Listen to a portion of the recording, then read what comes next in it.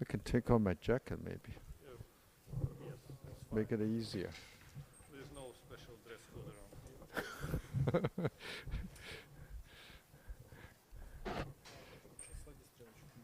So in order to navigate, you just Okay, I just okay. press So the. it's a late hour, so I won't spend your time on introduction. So another guest is Professor Lu from Chinese University of Quan. And he will tell about actually exciting things on the design auto. Okay, thank you very much for the introduction. It's my great pleasure and honor to speak here in the mathematics department for several reasons. Because one is I love to talk in the mathematics department because myself, I learned mathematics as an undergraduate student in Peking University in China, undergraduate study. And then my math teachers, they have all big Russian influence on them because the mathematics department in Peking University was once mechanics and mathematics together, just like MSU in Moscow. And also when I was growing up in China, my parents, they learned in high school, universities, Russians. So we have Russian songs, Russian novel. Я не понимаю по-русски. But we learned songs, novels, and this movies, so on. So it's my first time to be in Russia, and I'm very, very pleased. So far, every minute of it is very pleasant, very enjoyable. So what I'll report today, it's a work that's done jointly with my students, Dmitry Rybin, and also Yushun Zhang. Both are my PhD students. Dmitry, believe it or not, was an undergraduate student here in the mathematics department at HSE. A brilliant student, very strong. He came to work with me through Huawei. He was first attracted by Huawei, and then later on he wanted to do PhD at Princeton for pure math. And the Huawei people say, Professor Law, can you talk to him, try to make him stay in Shenzhen, which I did. And I was fortunate that Dmitry decided to stay to work as a PhD student with me in Chinese University of Hong Kong in Shenzhen. I'm also currently directing an institute called Shenzhen Research Institute of Big Data. It's a research institute based on the campus of CHK Shenzhen. So what I'll talk about is algorithm design automation. I'll tell you exactly what it is. Okay. My talk will be very simple. I try to be give you intuition of what we are doing, introducing this area to you. There's a lot of results, a lot of work that can be done, and then much has been done. But I'm not going to cover the big thing. I just want to tell you exactly the line of work, the direction we're pursuing, and also how it's integrated with the latest AI technology. Try to help the domestic chip industry to succeed in AI. So first of all, the motivation. So my actually interest in applied mathematics is rooted in the information science applications. I really like electrical engineering and then information technology, how to use applied mathematics to solve problems in that area. So I collaborated with Huawei for maybe 20 years now by this time. So if you look at Huawei, what they do, they make cell phones, they make base stations, and then they talk to each other, and then they now allow us to communicate effectively. Nowadays, of course, they're into AI, they're building chips, semiconductor manufacturing, and so on. They do many, many, many things. It's a company that's taking on the entire Silicon Valley. It's like China. This has a very broad portfolio of products. But I actually started working with them about 15, 20 years ago in the wireless communication area. And then what it does mathematically, at every millisecond, it's solving some optimization problem, doing computation all the time. One important thing is to estimate the channel. You don't have a laser pointer for some reason, huh? So it's solving this channel estimation problem, because channel changes when you move around, when there's a truck going by, and then the channel electromagnetic propagation environment changes. And then you need to constantly track how the signal bounces off, and how much signal energy is lost, and the direction.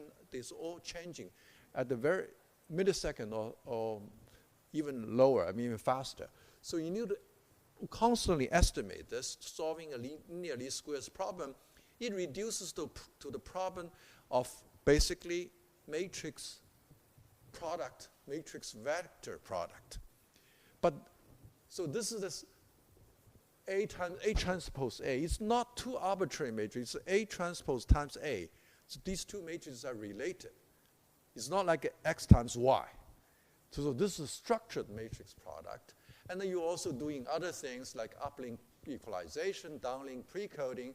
All of these are optimization problems. The simplest thing to do to solve these optimization problems is through using gradient descent.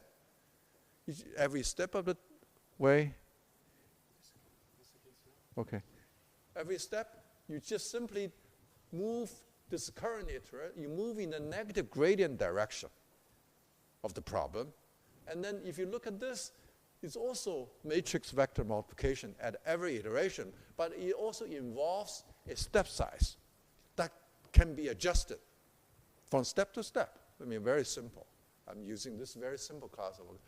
So this is what we do at every iteration. Either you solve the problem in closed form, or you solve it iteratively, and then this can be implemented on sort of GPUs or NPUs. These are special chips.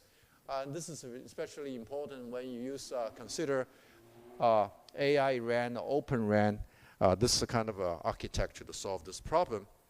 So that's the basic operation. So what I want to impress you on is that when in application, we're doing matrix to matrix multiplication, matrix to vector multiplication all the time. Keep doing this, okay? So if anything you can accelerate this process, whatever you're saving the chips size, also energy, power consumption, and also we're doing this kind of iteration. It's also matrix vector multiplication, but it involves certain parameters that you need to adjust for your specific applications. And how do we select these step sizes is actually important. So in practice, optimization algorithms are often implemented on specific chips that has finite computational storage budget. Because the system is changing all the time, environment is changing, you need to solve this problem and then move on. Next millisecond you solve. There's a finite budget. You have to finish your computation. So traditionally, when we analyze a optimization algorithm, we consider, in theory, look at the number of iterations to infinity, right? And look at the asymptotic rate of convergence. If it's a superlinear convergence or linear convergence, how fast it converges, look at the speed of convergence when the number of iterations goes to infinity. But in practice, you only have like 2 or 3 steps of gradient descent, or 5 steps, that's it. You have to move on. Now, so the existing theory doesn't really apply how fast it converges. We really need to choose these parameters, hyperparameters, to fit it with a finite storage, finite computation time on a particular chip. So that's what we need to do. So, and then there's a limited time for every iteration. It's a matrix to vector multiplication or matrix to matrix multiplication. You need to accelerate that because the time budget, the clock cycles, is also important. So you need to have limited time to finish your computation. I have worked with the industry for many years. So the previously was like this. We develop an algorithm, we put it on the MATLAB code, and then give it to the engineers, to the Huawei, and then we finish the thing. It takes about, if we're lucky, 2 years to get things implemented on the chip. And I was asking, why did it take so long? I mean, it's such a simple thing to put it on the, writing a few lines of C code, and you should be able to implement it on the chip. No. They involve many engineers to do what? To tune the hyperparameters to fit on a finite budget, because you can only do so many arithmetic operations. You have so limited computation storage budget. You cannot sort of memorize all these intermediate steps and so on. So all they do is tune hyperparameters. So what we are doing in this work is to automate this process automatically using algorithms designed to select these parameters in a way that's automatic, much like it's what I call algorithm design automation. In this industry, there's a so-called something called EDA. You heard about it, right? Electronic design automation. It's a big billions of dollar industry software to automate the chip design, hardware design. Well, algorithm design needs to be automated as well. We call it ADA, to couple with the EDA, so industry. So that's what we do, and this is what Dimitri, they're starting up a company in this area, ADA.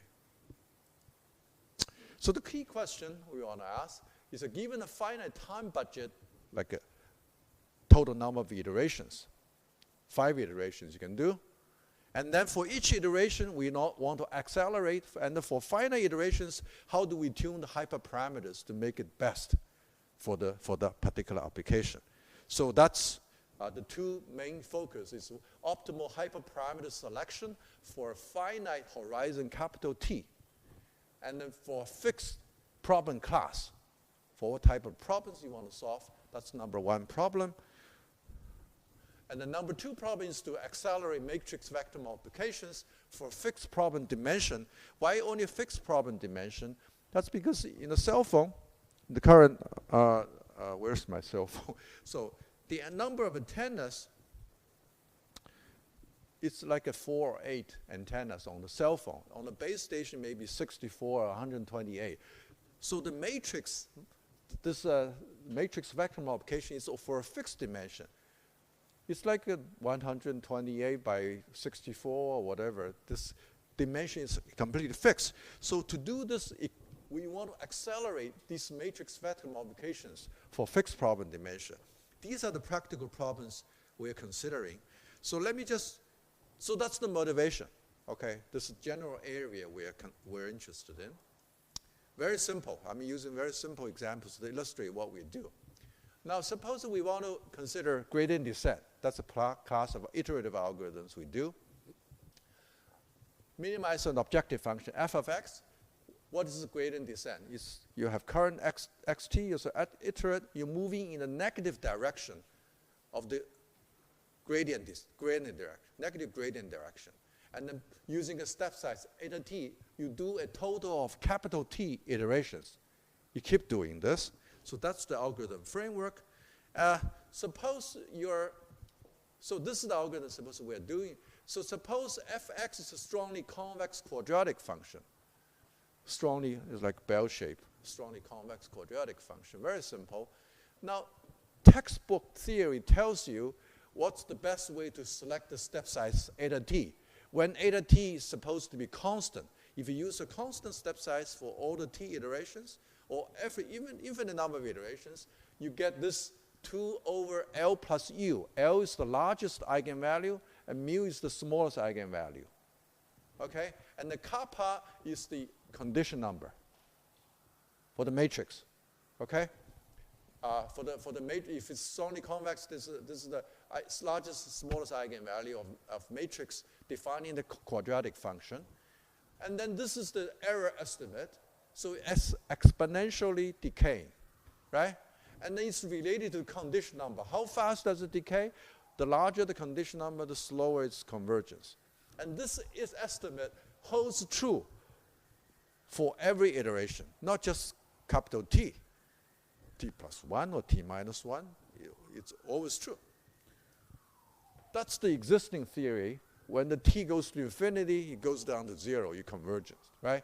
And then you talk about how fast can you convergence? Well, that's the rate of convergence for this particular choice of step size that's constant throughout time. Okay? Is this the best thing you can do? Suppose I only have, that's the existing theory. Can we use this existing theory to implement on a chip? Finite 5 steps. I can only iterate 5 times. Tell me on step 1, what step size? Step 2, what step size?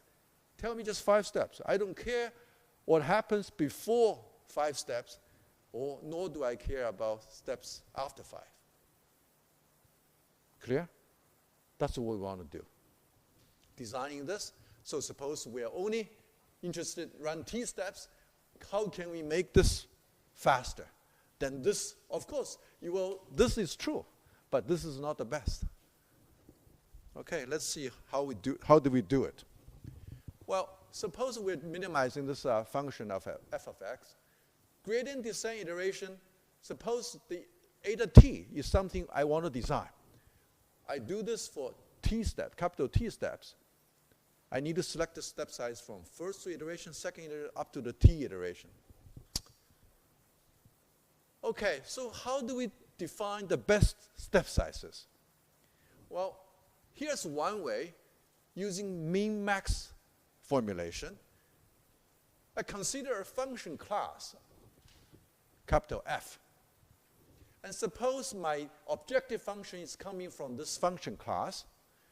I care about the function value at the last iterate, x capital T. You see that, right? So I consider this is the worst case function value out of this function class at the last iterate. I don't care about things happening before xt nor t plus 1, okay? I only care about x capital T. And I confine myself to this gradient descent iteration. I want to select the step sizes to make this worst case objective function the smallest. That's how I define the good step sizes to use. Well, if you look at this problem, this is really, f is chosen from this function class. This is infinite dimensional. I mean, how many, this parameterization depends on how you parameterize. This can be infinite dimensional. And this, you have eta t times the gradient of the function. So all of this is equality. So this is non-convex constraints. And which makes this optimization, selecting this eta, difficult. Engineers tune the parameters, try and error. Like 5 steps, they just exhaustively search and then tune this and then try to see whether the budget fits or not. And try to do the best. And then choose this, and then they have tests exhaustively for this, the application, this f function. Well, we want to automate this process. So that instead of 2 years of engineers, many engineers tuning these parameters, we want to do this automatically, mathematically. Now let's see how we can do this, okay? Well, we can consider strongly, I'm very simple-minded, okay? I just want to use simple example to illustrate the idea of what we do, what we can do. Now suppose the function is actually strongly convex quadratic, okay? Defining by the matrix A. The function class I consider is a class of functions for which matrix A has singular value or eigenvalues between mu and L, lower bound and upper bound. And then both are positive, okay? These are convex, so positive definite. Smallest positive eigenvalue is mu, this class, and largest eigenvalue is L. That's a class that I want to define, what I'm interested in. And then I look at the last iterate, xt, this iterate, right? If you look at this objective function, this is related to xt and matrix A and xt, right? It's just last step. And then this is the iteration. If you take the derivative, this is what you get. Okay, moving negative gradient descent. I want to select this eta t to make this, to solve this problem. How do I solve this? Okay, it turns out this problem, it can be solved in this simple case. So I copied this two line here. This is really the objective function. This is the constraints for the t iterations. Now, how do I solve this? First of all, I consider this iterative process. Suppose I do t iterations, little t iterations. Then this error is related to initial error through a product of matrices. Every step you do one iteration is just multiplying by identity minus 8, just rewriting this, expanding this iteration t times, you get this particular formula. Okay? Nothing rocket science, very elementary. Now, this polynomial matrix of A is parameterized by eta, by the step sizes, right? And I want to look at this polynomial of matrices. These are commutable. There's a polynomial of matrix A, positive symmetric definite matrix. And then they can be simultaneous. And then, okay, step 2 is to consider Cauchy-Schwarz inequality, very straightforward. And then if you look at this coefficient matrix, this matrix, this is a matrix norm. This is defined by the largest eigenvalue of this matrix. Well, this largest eigenvalue is related to the eigenvalue of the matrix A because they can be simultaneously diagonalized. So instead of looking at the matrix polynomial, I can just look at the scalar polynomial, lambda, where lambda is known to be over the interval mu and L. Right? I simultaneously diagonalize, and then this largest eigenvalue is simply defined by the largest scalar, this polynomial, scalar polynomial, absolute value, the largest value you can achieve over this interval. That's my bound. Now, how do I select this? This polynomial, if you see, this is a scalar polynomial of degree t, capital T. And then it's defined in terms of this eta 0, eta t. And the eta 0, eta t are related to the 0, the roots of this polynomial is 1 over this eta, are the roots, right? So once we found the polynomial, we factor it, you get the roots, and then 1 over those roots will be our step sizes. Correct?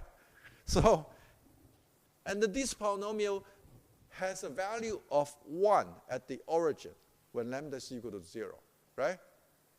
So that's the condition you set up. And then how do we find this polynomial? Well, a Russian mathematician called Chebyshev has already done the work for us. Okay, so min-max this polynomial, the absolute value of this here is given by a Chebyshev polynomial called min-max polynomial. And then once we have this polynomial, of course, the Chebyshev polynomial is usually defined over -1 to 1, this interval. You do a linear scaling, shifting, and so on, you get the same. You get the roots. And then basically, once you have the Chebyshev polynomial, you factor, get the roots. Once you have the roots, you do 1 over these roots, you get these step sizes. And that's it. Very simple. We have automated this simple, for this very simple case, we have this solution. And the solution actually is given by this Chebyshev polynomial. You see, lambda t is this defined by L and the mu, and it's also t up 1, first step up to t step. This is what the step size you should use. It's actually oscillating. It's cosine type. This is for different t value, okay? You get different step size. Once you use this step sizes, what happens is that at the last step, capital T, the error related to the initial error, it's also exponentially decaying. However, it's decaying. These step sizes, first of all, it depends on capital T, the horizon, and also depending on the problem class, L and mu, the parameterized of the problem class. Okay? The rate of convergence is related to the square root of the condition number now. rather than the condition number. So this is an improvement. So because the denominator, condition number is always greater than 1, right? So taking the square root, this is smaller, so this is bigger, and 1 minus a bigger number, this value is actually...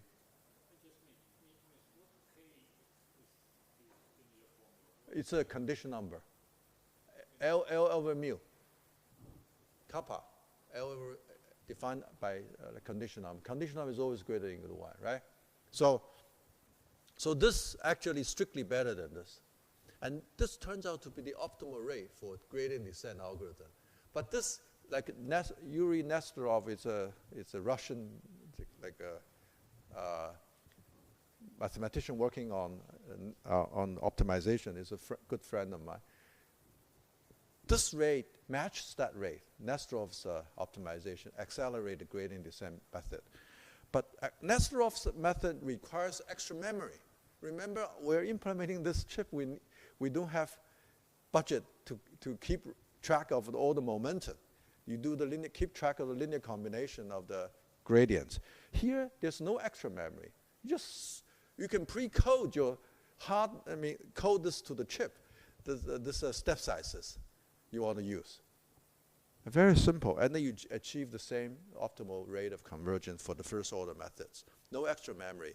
And this condition, this error estimate, holds true exactly at the t, capital T step.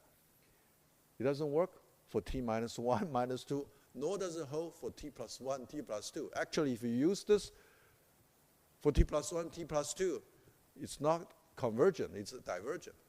You can, the formula, you can always substitute this t for capital T plus 1, but good luck. It may not work. The algorithm will diverge, okay? So you see that after t steps, this is 30 steps. It really matches the optimal rate of convergence, okay? So that's basically an area that we worked on. I chose a very simple class of optimization algorithm, gradient descent algorithm, a very simple problem class, strongly convex quadratic case, to illustrate the point, what can be done. And I chose one particular formulation, min-max formulation. There are other objective function formulation. Instead of doing worst case, you can do a weighted average case if you know a priori what kind of distributions of the problems that you are interested in. You can always formulate it differently. Is that okay, the first part? This is automating the hyperparameter selection problem. Now the second part has to do with accelerating every iteration. Every iteration is a matrix-to-matrix multiplication or matrix vector multiplication. How do we accelerate that part? So once we have both parts working, then we can actually accelerate the overall algorithm. So that's what we are doing. So, well, a little recap. So why are we interested in this problem? So matrix multiplication in 2022, DeepMind used reinforcement learning to discover a new way of doing matrix computation similar to the Strasson's algorithm. Okay, actually outperforms Strasson's algorithm in special cases. It does that. And that has gained quite a bit of attention at that time. This is a Nature publication. Usually mathematics paper hardly gets to this level, this general journal. But that algorithm is applicable, it applies to arbitrary two matrix, x times y, unrelated. But remember, for the application that I have in mind, these matrices that we are multiplying, they're related to each other. You think about it mathematically, x times x transpose or x times y, these are well-defined problems. It's just if you define the inner product, then you know what it means. It boils down to simultaneously evaluating quadratic, multivariate quadratic polynomials simultaneously. Is there a simple way, a faster way to evaluate this using algebraic manipulation, intermediate, sort of you can structure your computation any way you want. you want to minimize total amount of computation to evaluate these expressions. I mean, this is clear, right? Mathematically, this is what the thing is. So another thing that is related computationally is a famous algorithm called power method, because eigenvalues gets multiplied for this, and then you can compute the top eigenvalue or smallest eigenvalue, extreme eigenvalues very quickly using this. Or matrix vector multiplication when the matrix A is symmetric matrix or anti-symmetric matrix. So this kind of expression, can we accelerate it? And accelerate either generally for general dimension or for specific dimension. Can you evaluate, can you design specific algorithm that will work for special dimensions? And that's very useful because, as I said, these cell phone and the base station, they actually have fixed dimension. Can we accelerate this?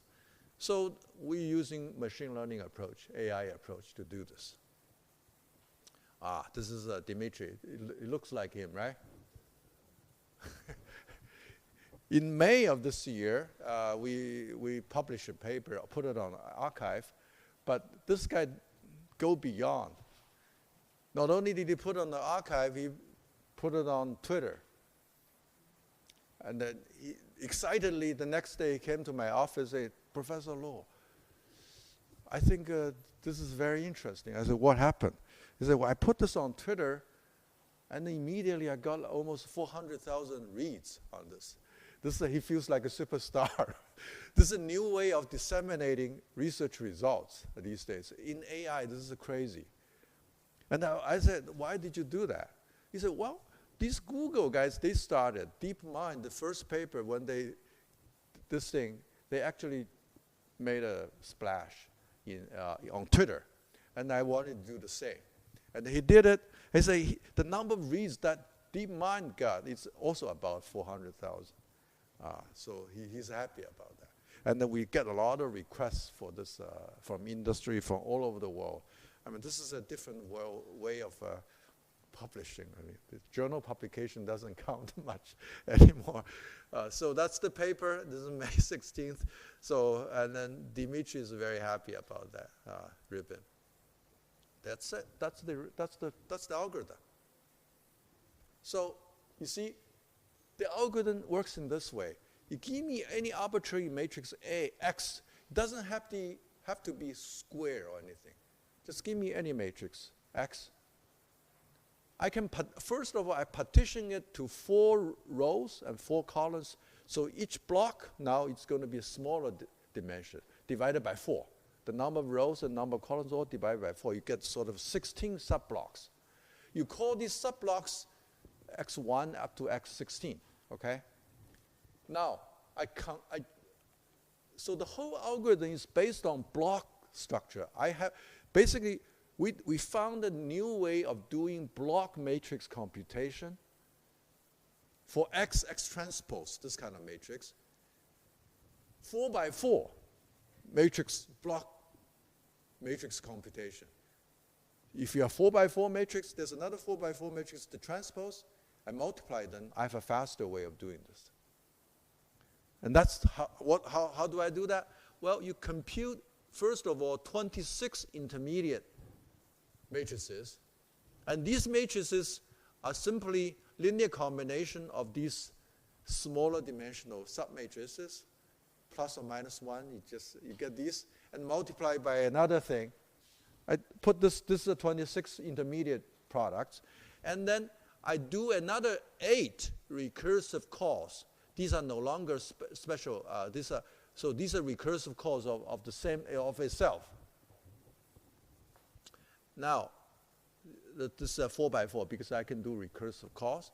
And then once I have these 8 results, and I also have 26 intermediate results, then I can combine them. Using these things, I can do linear combination. I do linear combination, then I get these C11 up to C44. So 16 of these subblocks have been, the 4 by 4, yeah.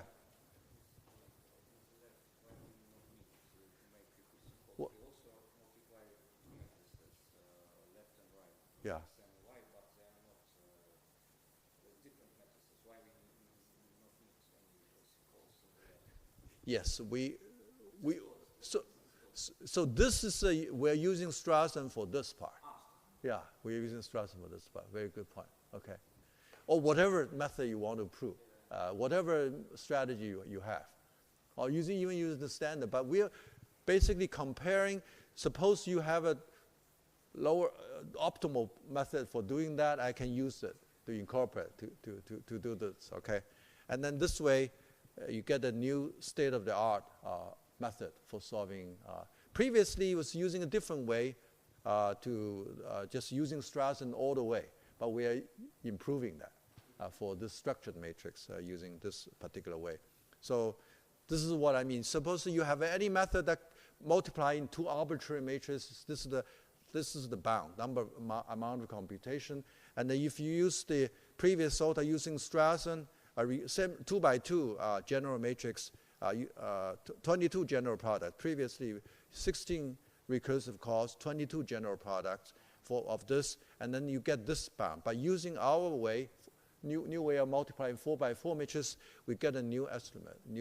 Comparing to the best, the benchmark is always the best sort of a method to compute arbitrary 2 matrices using that. And then this gives you theoretically 5% saving, okay? And Dimitri actually is very good at programming also. So he implemented this on the CPU, on Intel CPU, and compared that with the state-of-the-art software library, BLAS. That's the basic linear algebra subroutines. So BLAS is the Jack Dongara, the whole team of people. It's a fundamental basic libraries for linear algebra operations done by professionals, and then they designed this for the Intel chips. We haven't really optimized this. We just recompiled the Python codes to C++ and run it on Intel. We didn't optimize for the real sort of memory allocation, all of that. So this gives, on average, 6.6% improvement. And for GPUs, we also outperform the cuBLAS. This is NVIDIA's state-of-the-art subroutine system. We're just using this for floating point 32 bits. We outperform this cuBLAS by 7%. I believe there's more room if we take advantage of the chip architecture. We can actually improve this implementation. Right now, it's a little bit of a crude implementation. Yeah.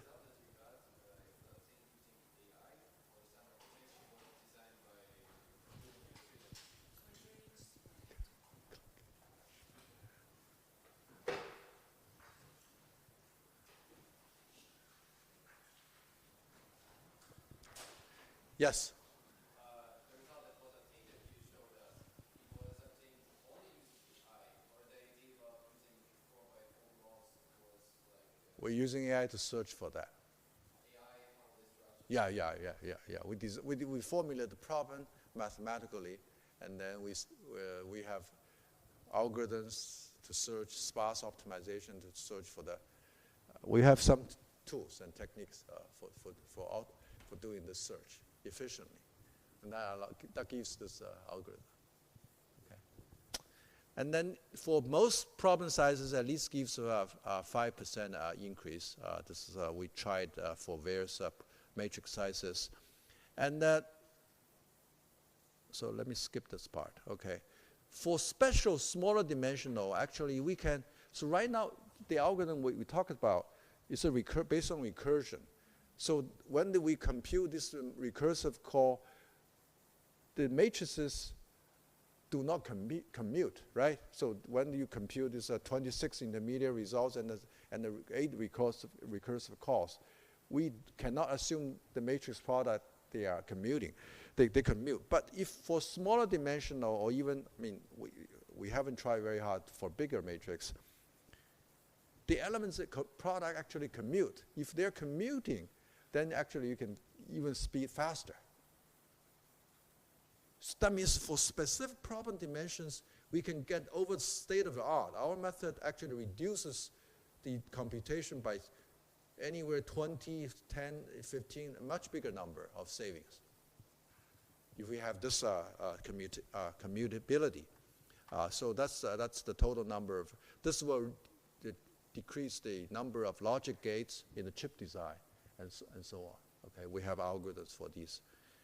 Now, we also use a large language model to do the sort of a code design in the code space. Rather than, right now all the search so far is done based on mathematical formulations and then doing optimization, search, and so on. You get a better algorithm. There's AlphaEvolve that's being put out recently, and then this allows people to generate, to optimize algorithm in the code space. It writes the code and then gives you a new piece of code when you optimize it. And then you have to design, of course, outside evaluator, and so on. So this is from Google DeepMind. So search in the code space. So the critical part is the evaluators pool and program database. It's a very simple framework that allows you to optimize in the space. So we actually experimented with this, and then AlphaEvolve actually can generate search over 10,000 rather than people experimenting it. So for a few systems, solving the polynomial systems, standard formulations. You can also use AlphaEvolve to improve many bounds in mathematics in the area of analysis, geometry, and combinatorics. Some of these bounds, they actually have costing GPU time maybe $50 US.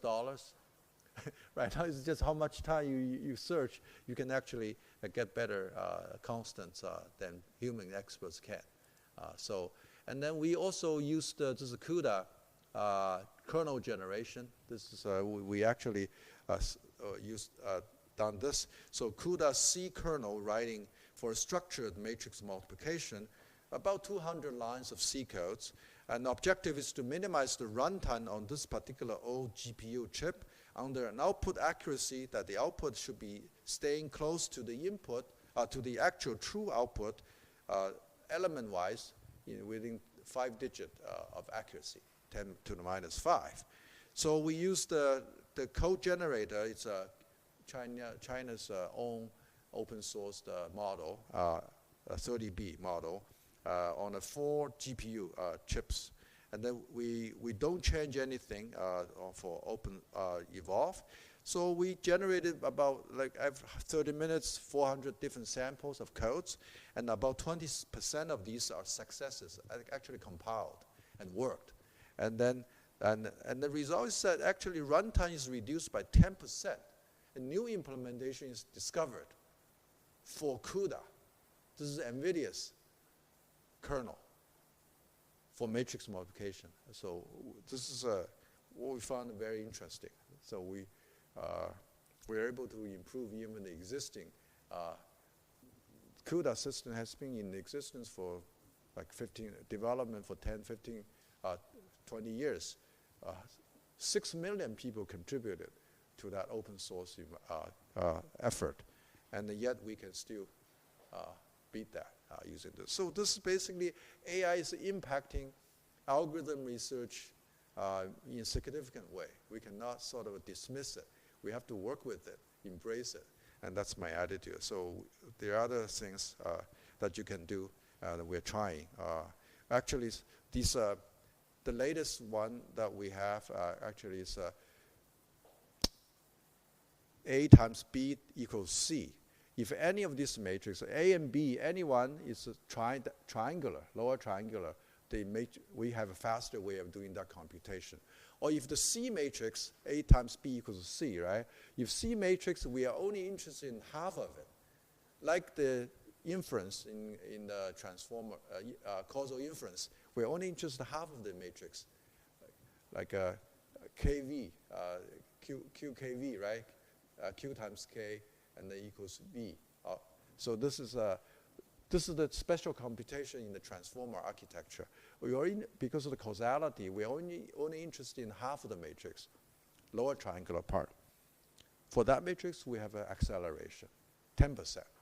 And this can be done on the NVIDIA.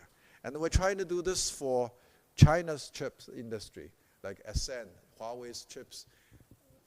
There are lots of demand now from industry. That's why the VCs, they're all coming with the money. I want to fund this project. Because the chips, when the chips change from one iteration to another generation, these kernels need to be re-optimized, redone. So automatic algorithm design and code generation is very important. So Huawei spends like, I know maybe every year, thousands of algorithm engineers to help write these kernels. So right now, Dimitri and my students, they found a way to do this very efficiently, very cheaply. Maybe 200 RMB, like 2,000 rubles of GPU time. 1 day's effort on GPU. You get a kernel that's 3 orders of magnitude more accurate than humans design. And 50% reduction in complexity. So that's why they're attracting a lot of attention right now. So thank you very much. That's all my talk for the technical part. Yeah. Yeah.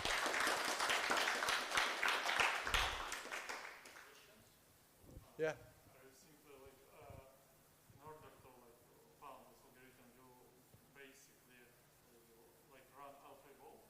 Yeah. Yes. Yeah. Coupled with alpha evolve. Yes. But the evaluation part and then search part still requires effort. Yeah. You have to define a class of a search space, like parameterize it, and then search incrementally. Yeah. It requires some. Yeah. We define the algorithm on a graph, basically, and then because kernel's approximation of these operators, mathematical softmax or matrix, it's basically you can build an edge, and it's through rational function approximation with rational arithmetic operations. And then you want to parameterize that, how to do that, when to do, where's division, where's addition. And then this is like we can model this using a graph. Yeah, using a graph. Right. And then you have a special way to search, design your strategy, and then that makes it efficient. Yeah. I'm not deeply into AlphaGo, so I don't know the details. So maybe there's some other impactful things about temperature, etc., etc. But I'm curious. You said that you tested something, for example, about the kernels on exact model when 30 million, etc., etc. So the exact fixed Yeah. LLM model. And what will change if you just change the model? For example, there exist some competitors, even in the Chinese market, there exist some other models. So you will obtain the same result or not the same result. For different chip, it's different. If you change the order of computation, it can be different. The same chip, but the different, you run Different language. Oh, yeah. from one LLM, from other LLM, from other LLM. For example, They will give it. The one thing that's important is the code generation ability of the LLM. yes, and if because for example, for some other tasks, not Yeah. the algorithm generation, there exist some biases on LLMs. There Sure. is some kind of. We chose the ones that have the strong code generation ability. If you choose strong but different LLMs, Yeah. will you obtain the same result? No. It can be different. LLM is a probabilistic output. Yeah, but maybe there exists some kind of Yeah, you can. shift for some solutions that looks the same. Yeah. I don't know how to describe it. It could be. You could get different results, I think. Yeah. There's no guarantee what we found is the best. It's one solution that's better than what human has been able to do. Okay. Any other questions? Yeah. Did you try to run the whole pre-training process using your multiplication of Pre-training. No, pre-training is very costly. We don't easily try that. We basically test the particular type of computation on an isolated chip and then test the efficiency of that. So we need to replace the kernel of the whole thing to be able to test to call a new kernel for NVIDIA or for Ascend Huawei chip to do that, and then do a real pre-training, which will take it's a lot of money to do that. But testing this is I think is scientifically sound. This way of testing, yeah. So this yeah okay. Yeah. Okay. As far as I know, a huge part of speedups comes from a good way of combining the computation and memory. Yeah. But this one is more from the structure of computation. But we haven't really, I haven't talked about this memory management, up and load and read. This we haven't, but this is in code generation part, yes. This will do that. Because so when Alphabet searches for that same problem, it also takes into account all of those things. Yeah. Yes. Okay, so I'll quickly introduce the place where I'm from, in case you're interested. Okay, so I come from this university called Chinese University of Hong Kong in Shenzhen. You heard about Chinese University of Hong Kong, I hope. It's based in Hong Kong. But I'm not based in Hong Kong, I'm based in Shenzhen. So this is a new campus of the Chinese University of Hong Kong, which we call CUHK. Okay. So the university is situated, so University of Gas, I should say declare all the pictures are real, authentic, no engineering work, okay? It's no photoshopping, okay? So first of all, the city itself, 40 years ago, 45 years ago, the city was a small fishing village, very few people. It's situated coastal city right next to Hong Kong, divided by a river, Shenzhen River. So between the physical distance between the two campuses is about 40 minutes drive. Okay, so the city itself is very green, it's a coast city. Right now, from a 45 years ago small fishing village, nowadays it's a major cosmopolitan center of China, actually, in fact, world. 20 million, not 40 million, 20-something million, 23 million, I believe, 20-something million people.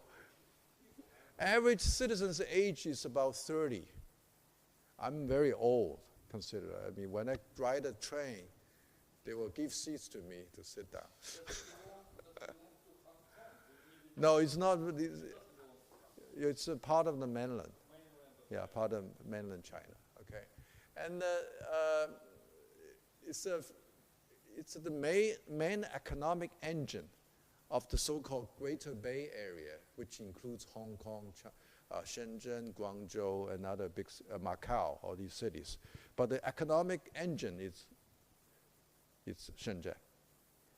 These are the real pictures, food and places and so on. Its GDP has surpassed Hong Kong 5 years ago. It's bigger, economic size-wise. And then it's China's Silicon Valley. The headquarters, companies like Huawei, BYD, the electrical vehicle company, drone company, DJI, Tencent, this WeChat company. So all these high-tech companies are headquartered in the city. So it's a financial hub of the stock market. It's bigger than, it's very big, okay. I think it's bigger than Shanghai even. Okay, so that's the city's map, okay. And then CUHK is right located in this, this region, this place. This is the CUHK. So that's the basic geographic looks. And this is like a different ethnic cities. It's very safe, I mean, in China these days. So there's no crime. The crime is mostly happening in the cyberspace. So there's no physical crimes, very easy to.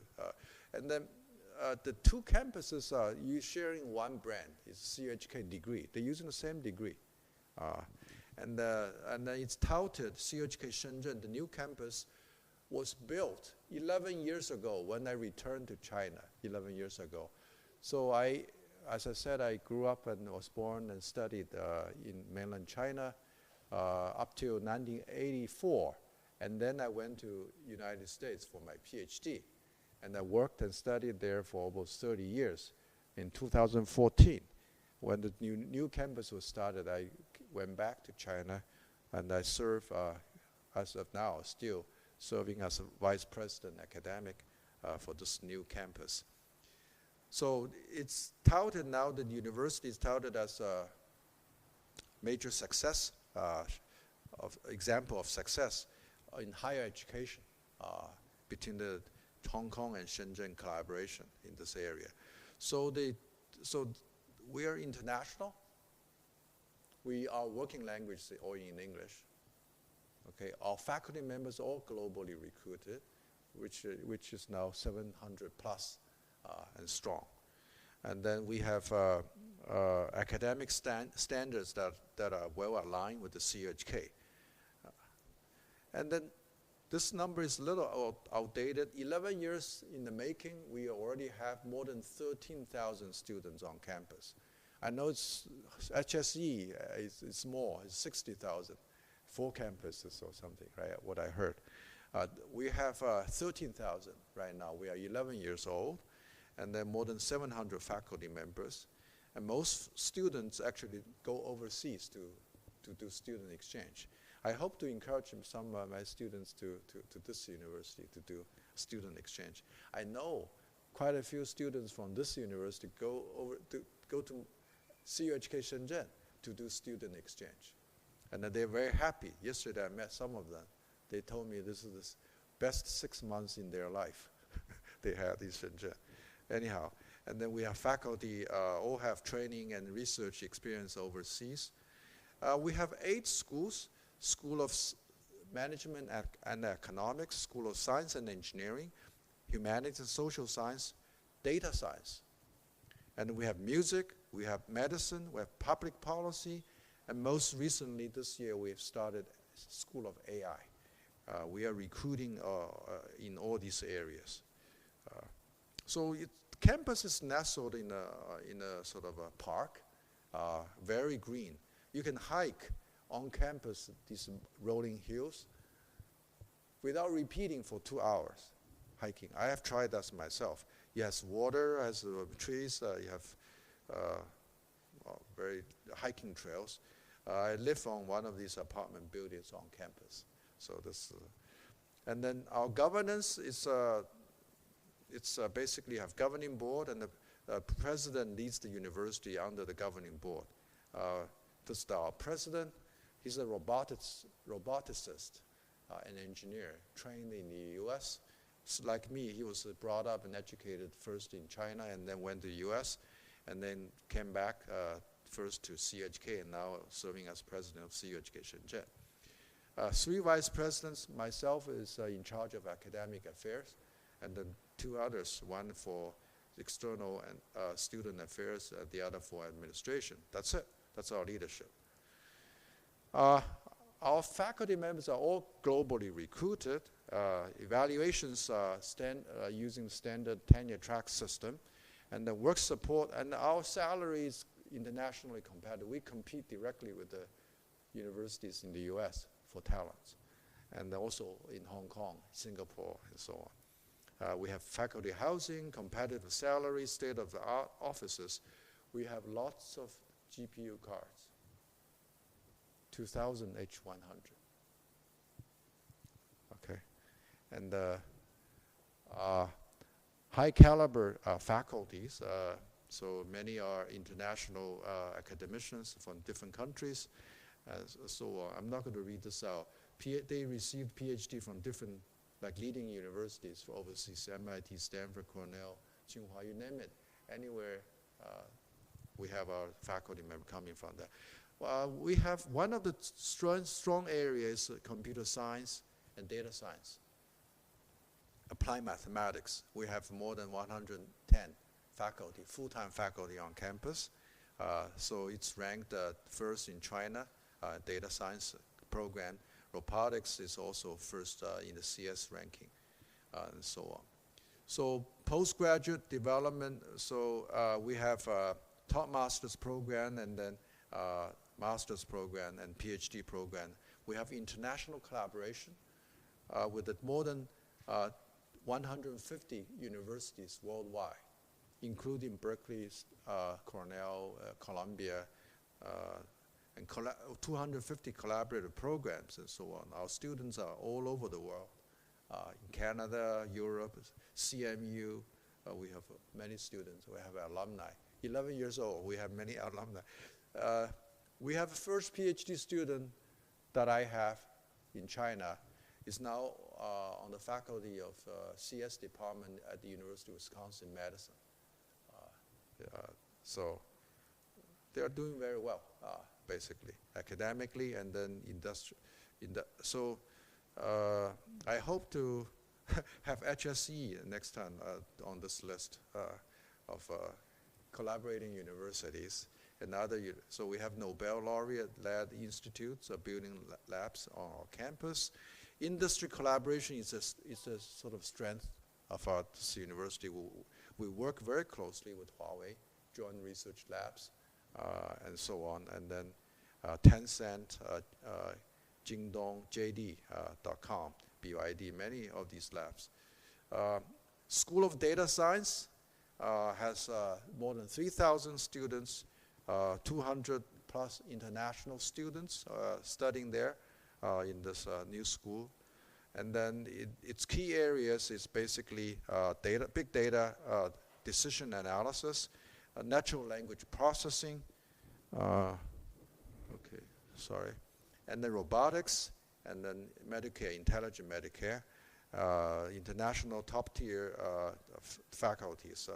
So some of the academicians from around the world. This is international faculty as of now in the School of Data Science. So you have Greeks, Americans, British, this is Slovenia, I think, Germans, Japanese, Koreans, you name it, we have them, okay? We have PhD programs, 6 top master's program. We charge actually tuition 20 times higher than local universities in China. And we get top 1% of the high school graduates to our university. Very, very competitive, okay?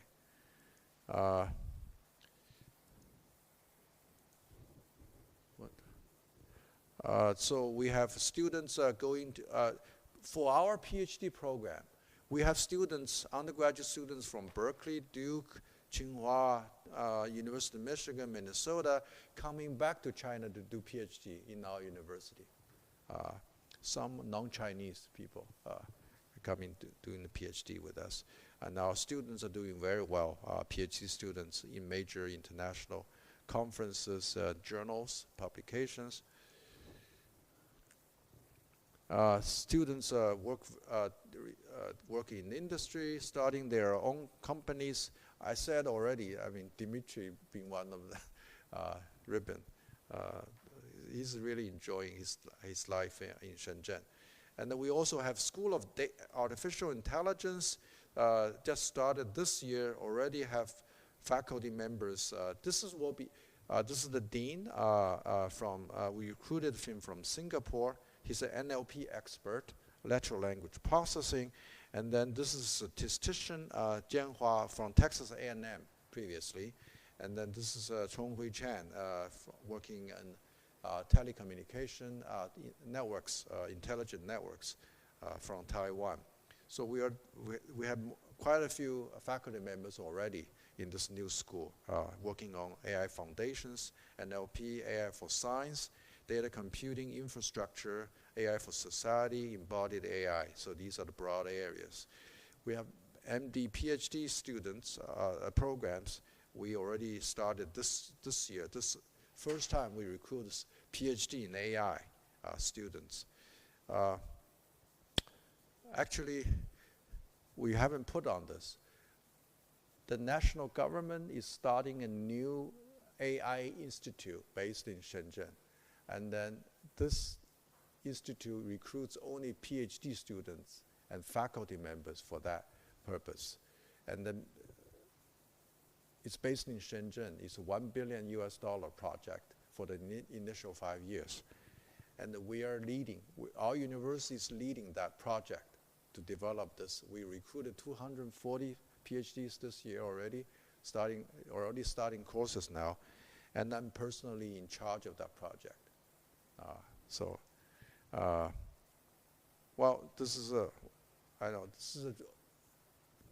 they gave me these slides. Don't blame me. Okay, this is information for you in case you're interested to study there or even work there. There are a lot of sort of opportunities. The salary, the work environment. I think most of what I'm very proud is the GPU cards, computational resources on. I don't think any university can have that kind of infrastructure. 2,000 right now GPU cards, NVIDIA H100. Next year probably will get to 8,000 cards. So we are building out very quickly. And well, I'll be happy to answer questions. Yeah. We are hosting also visitors. Actually, I'm interested in exploring opportunities for people to come and visit, and we can host you short-term, a week or two. If you're unhappy about the cold weather here during the winter time, maybe a little short visit in Shenzhen will solve your problem. Yeah. What? For the winter, yes. Yeah, you've been to there. You've been there? Yeah. It's pretty. But winter is a very, very pleasant there. It's a very green, flowers blooming all 4 seasons. Yes, you have a question? Yeah, maybe because it's a late hour, somebody wants to go, then maybe it's a good time. If other people want to have an informal discussion, then Yeah. go ahead. Previous, yeah.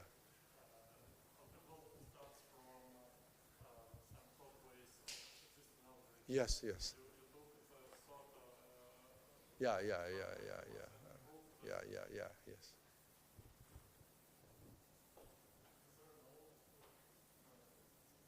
We haven't publicized that most recent, the thing, that accelerating the causal inference part. We have, yeah, it's coming.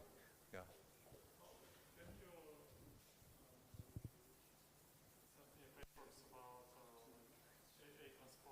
Sure.